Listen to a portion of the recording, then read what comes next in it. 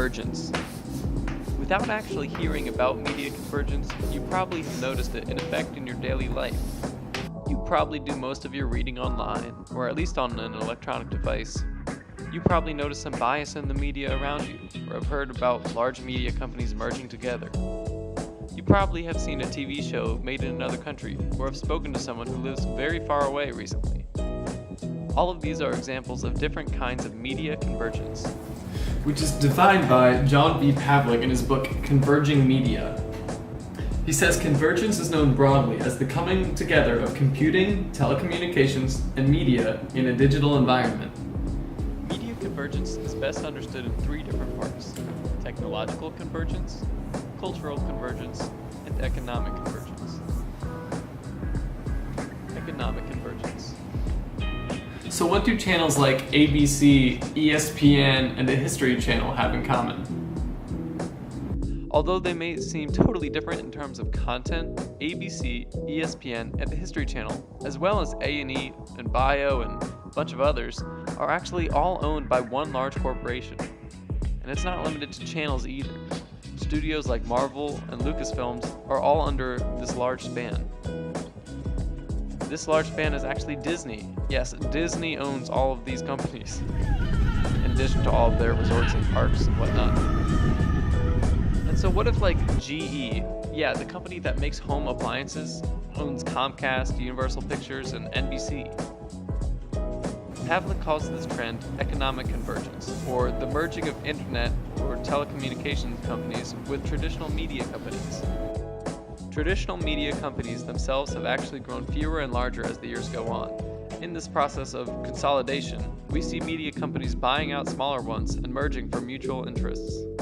As a consumer, any large corporation merge is dangerous because it reduces competition. The less competition there is, the higher the prices will go for the same products.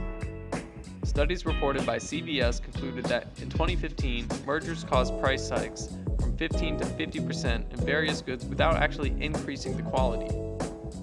Economic convergence happens most often when a media entity that used to be independent can further the success of another media entity. When large companies, especially ones outside of the media field, buy media corporations, they can filter what is shown. Say, for example, GE is on the hot seat for some recent development claiming GE is doing wrong. Well, since GE owns NBC, there probably won't be any coverage of it.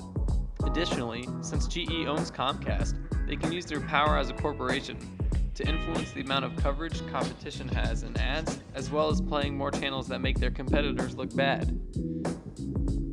Cultural convergence. Thanks to the internet, sharing information worldwide is easier than ever. The globalization of media content is an example of cultural convergence. For example, shows that are a big hit in the USA might gain popularity in Japan, and vice versa, merging the culture of these places. Another example of cultural convergence is the breakdown of traditional mass communication. While only large media companies used to be able to produce media for a large audience in a one-way conversation, it is easier for everyone to have their own voice, and using tools like Twitter and email, individuals can reach the masses the same way the masses can reach individuals, blurring the lines between mass communication and interpersonal communication. Other developments and technologies has made it super easy and cheap for pretty much anybody to make a professional quality video or any other kind of content. For example, I'm just a student here at a university, and with my own camera and just my computer here, I don't need really any sort of team to create a professional quality video. And I'm going to put it up on YouTube where it has the potential to be seen by millions of people.